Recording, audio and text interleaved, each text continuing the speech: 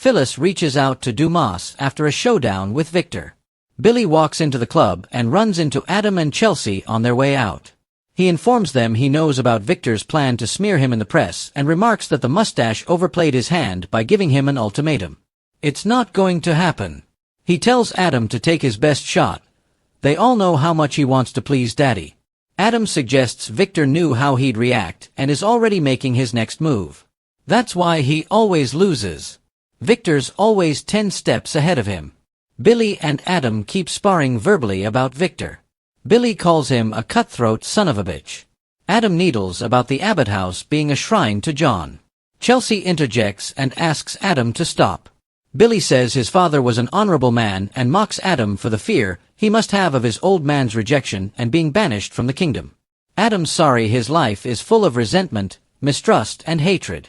Billy says when it comes to him and his family, you're damn right.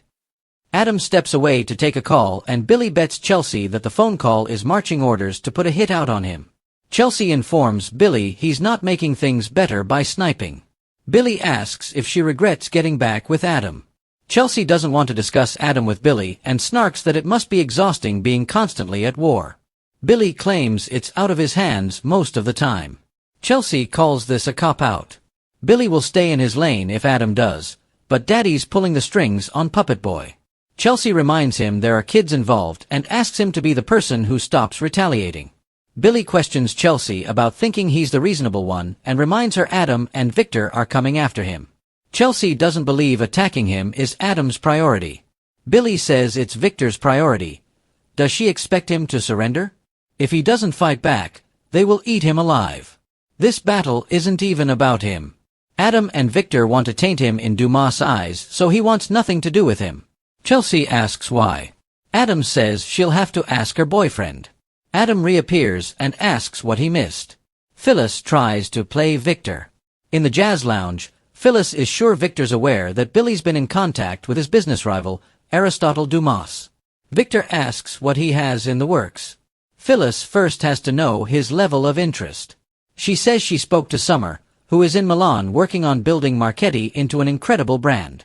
Victor spoke to her himself. They agree she's impressive and a chip off the old block. Phyllis tells the mustache he looks amazing. Victor reminds her she only has 5 minutes. What information does she have? Phyllis won't give him anything until he promises her something in return. A business opportunity for her and her son. Victor guesses she doesn't know what she wants to do. Why would he invest in something if he doesn't know what it's about? When she decides, they can talk. Phyllis shrugs that she'll just call Aristotle Dumas, and says she has a direct line to him. Victor doubts it. She fumes that he's so arrogant and always in control. Victor intones that he is in control. Why does she think he is where he is? Phyllis has concrete information he can use against Dumas. Something they can use against each other. She came to him out of loyalty to Summer, but she'll take this information to the highest bidder. Victor says, "You're playing me." Phyllis reminds him she's worked with Billy and has heard things. She claims she quit. Victor heard he asked her to leave. Phyllis snaps, "It's a lie."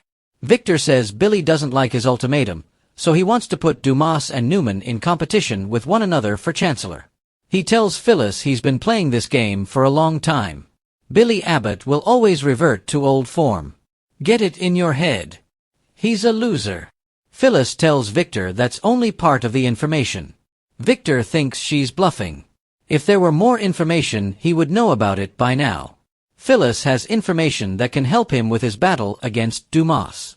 Victor doesn't need her help and asks her to stop. He knows she's gone through a difficult time, and he wishes her the best, but don't try to play me. I don't like it. He wishes her the best with her and Daniel's business, but that's it. The next time she comes to him with a plan, she should know what she's talking about. I'm Victor Newman.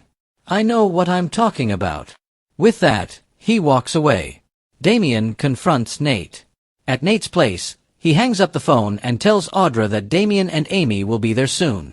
Audra says she's missed her and is glad the treatments are working. Nate agrees it will buy her more time. Audra can't wait to have her shopping buddy back. Nate reminds her she has a business to get off the ground and asks if Victor has come through with the funding yet. It becomes clear that he hasn't. Nate gets the feeling there's something about the arrangement she's not telling him.